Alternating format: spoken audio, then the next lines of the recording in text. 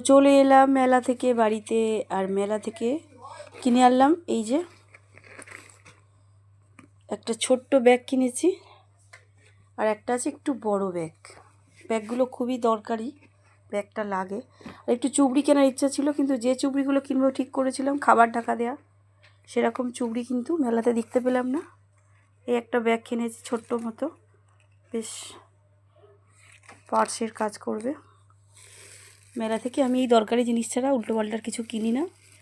ঘরের সংসারের জিনিস টুকটাক, এই ব্যাগ আর একটু ক্লিপ গার্ডার নিলাম। আর নতুন এক ধরনের ক্লিপ বেরিয়েছে দেখলাম,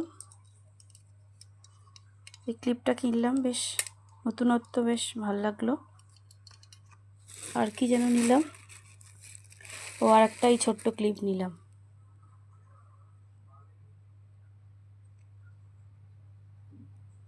বেশ এই কটা জিনিস কিনলাম।